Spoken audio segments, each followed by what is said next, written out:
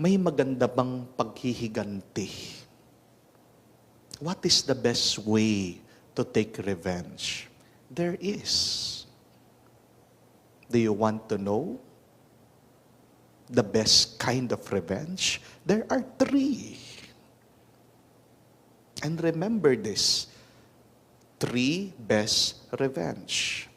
3 magandang paraan para makapaghiganti. Una, maging malakas ka. Be strong. Kaya nga sabi ng ating Panginoon pag sinampal ka sa kaliwa, bigay mo din yung kanan. Anong ibig sabihin nun? You are unaffected. Kasi pag sinaktan ka at nakikita na naapektuhan ka, nalungkot ka, nasaktan ka, aba, masaya yung nakakasakit sa iyo. Natutuwa ang kaaway mo. Do not give your enemies that pleasure. Ano man sinabi nila, ano man ginawa nila, be strong.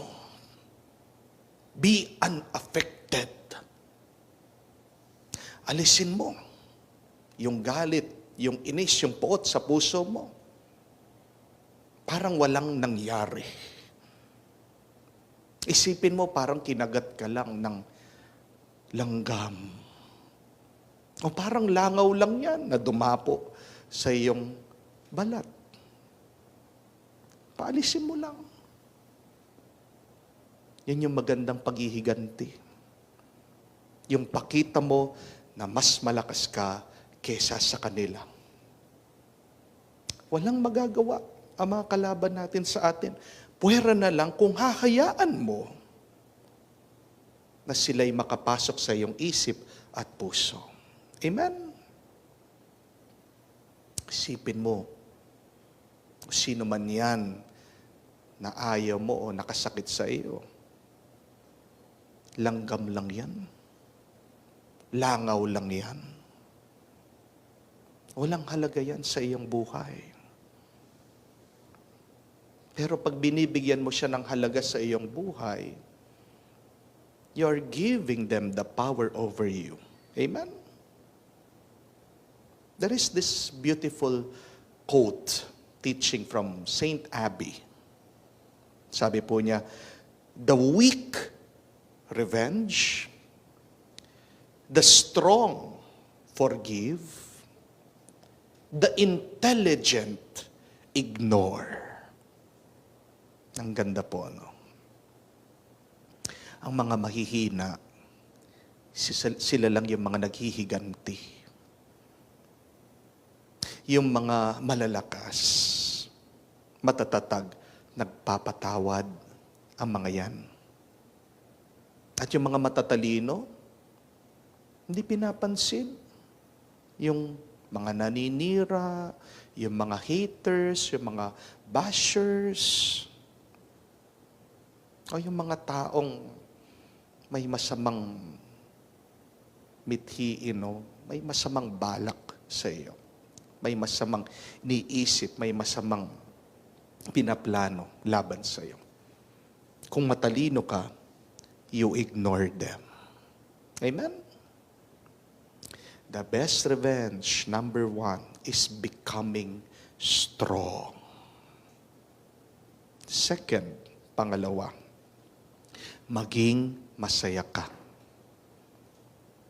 That is the second good revenge, by becoming happy all the time. Narinig niyo po itong sabi ni San Pablo sa mga tao ng Korinto. Kala ng mga tao, sila'y nagdurusa, pero sabi niya, we are always rejoicing. Even if people think that we are suffering, we are always happy. Ipakita mo, masaya ka. At maiinis yung kaaway mo, yung kalaban mo.